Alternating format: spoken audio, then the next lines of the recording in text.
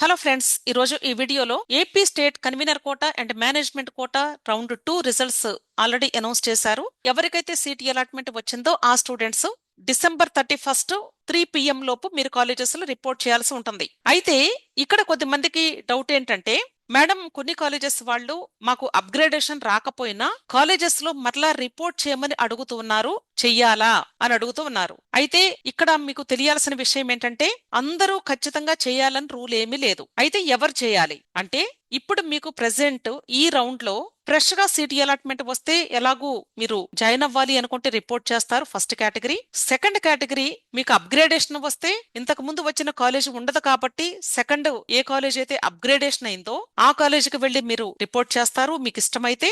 ఒకవేళ ఇష్టం లేకపోతే ముందు రౌండ్ లో సీటు ఆల్రెడీ క్యాన్సిల్ అవుతుంది. ఇప్పుడు మీరు జాయిన్ అవ్వకపోతే సెకండ్ రౌండ్ సీటు కూడా క్యాన్సిల్ అవుతుంది. అంటే 2 సీట్స్ కూడా క్యాన్సిల్ అయిపోతాయి. థర్డ్ కేసు ఎవరు రిపోర్ట్ చేయాలి అంటే, మీకు రౌండ్ 1 లో సీట్ అలాట్మెంట్ వచ్చి కాలేజెస్ లో రిపోర్ట్ చేసి జాయిన్ అయిన స్టూడెంట్స్ రౌండ్ 2 లో అప్గ్రేడేషన్ కి పెట్టుకున్నప్పటికీ మీకు అప్గ్రేడేషన్ కానీ రాకపోయినా కొద్దిమంది స్టూడెంట్స్ కి మీ పేరు ఎదురుగా ఇంతకు ముందు ఫేజ్ 1 అని ఉన్నది ఇప్పుడు ఫేజ్ 2 అని గాని చేంజ్ అయితే ఆ స్టూడెంట్స్ ఖచ్చితంగా మీకు అప్గ్రేడేషన్ రాకపోయినా సరే న్యూ అలాట్మెంట్ ఆర్డర్ డౌన్లోడ్ చేసుకొని ఫస్ట్ రౌండ్ లో ఏ కాలేజ్ లో అయితే రిపోర్ట్ చేశారో అదే కాలేజీకి మీరు సబ్మిట్ చేయాలి.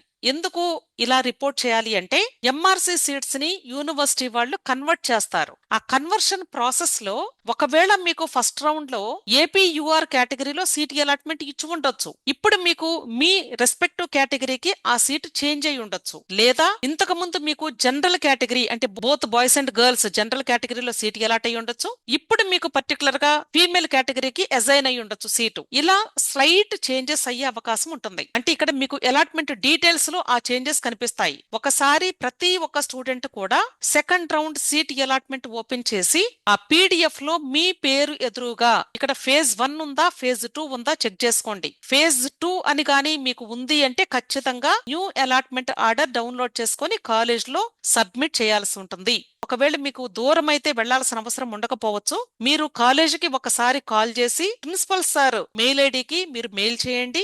లేదా ఆల్రెడీ మీ దగ్గర ఆ కాలేజీ ఫోన్ నెంబర్ ఉంటే వాళ్ళని రిక్వెస్ట్ చేసుకొని ఆ మొబైల్ వాట్సాప్ కి మీరు ఈ న్యూ అలాట్మెంట్ ఆర్డర్ ని సెండ్ చేయండి. ఎవరైతే ఈ న్యూ అలాట్మెంట్ ఆర్డర్ ని ఇన్ టైమ్ లో మీరు సబ్మిట్ చేయరో వాళ్ళకి సీట్ క్యాన్సిల్ అయ్యే ప్రమాదం కూడా ఉంటుంది. దయచేసి ప్రతి ఒక్క స్టూడెంట్ కూడా ఒకసారి అలాట్మెంట్ లిస్ట్ పీడిఎఫ్ ఓపెన్ చేసి మీ పేరు ఎదురుగా ఫేజ్ 1 ఉందా ఫేజ్ 2 ఉందా, అలాగే మీరు ఫస్ట్ రౌండ్ లో అలాట్మెంట్ ఆర్డర్ ని డౌన్లోడ్ చేసుకున్నారు, సబ్మిట్ చేశారు, ఆ అలాట్మెంట్ ఆర్డర్ మీద ఉన్న అలాట్మెంట్ డీటెయిల్స్ ఇప్పుడు మీకు ఈ సెకండ్ రౌండ్ అలాట్మెంట్ లిస్ట్ లో ఉన్న అలాట్మెంట్ డీటెయిల్స్ రెండు సేమ్ ఉన్నాయా లేదా ఇవి చెక్ చేసుకొని ఏ మాత్రం చేంజెస్ ఉన్నా సరే న్యూ అలాట్మెంట్ ఆర్డర్ మీకు లింక్ అవైలబుల్ గా ఉంటే తప్పనిసరిగా డౌన్లోడ్ చేసుకొని మీరు ఆల్రెడీ రౌండ్ 1 లో రిపోర్ట్ చేసిన కాలేజీకి ఇమ్మీడియట్ గా సబ్మిట్ చేసుకోండి. విష్ ఆల్ ది బెస్ట్ అండి. వీడియో నచ్చితే లైక్ చేయండి, మీ ఫ్రెండ్స్ కూడా షేర్ చేయండి. అలాగే నా ఛానల్ తప్పకుండా సబ్స్క్రైబ్ చేసుకోండి. Thank you.